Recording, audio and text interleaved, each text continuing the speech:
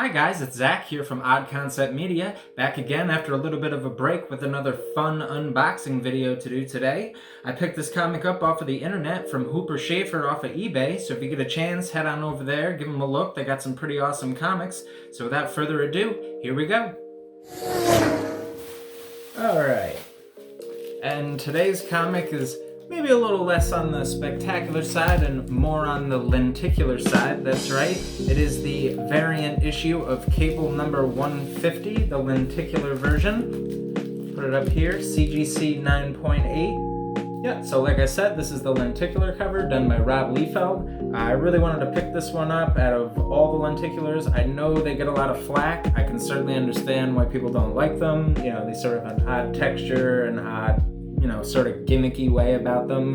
Me personally, I kind of like them. I mean, if the object of the cover is to pull the reader in and make you want to read the comic, I dare anyone to look at a lenticular and not try to see the second image. So, I mean, they at least have that going for them where, you kind of have to double take on the comic cover. So, for me, they're cool anyways, and I definitely wanted to pick this one up. I was a big fan of the New Mutants 87 cover done by Rob Liefeld and Todd McFarlane. Always wanted to get a CGC 9.8, definitely out of my price range for right now anyways. So settled for the next best thing for me. I could have got a second print or a facsimile, but for me, I kind of like the lenticular.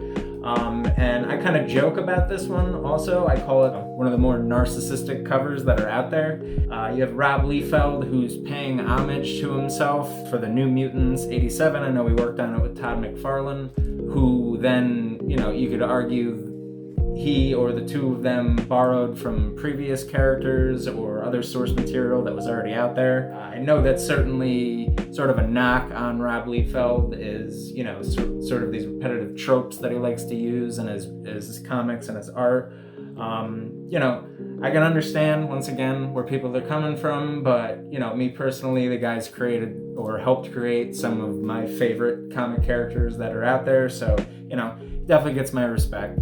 Funny, I think, I feel like he would get along well with somebody like, Quentin Tarantino, who does sort of the same thing filmically. Take, for example, in Once Upon a Time in Hollywood at the end there, when Brad Pitt's kind of tuning up the Mansonites, he sort of pays homage to himself in Kill Bill 2 during the Daryl Hannah death scene, which is directly paying homage to the Daryl Hannah death scene in Blade Runner, which he had nothing to do with.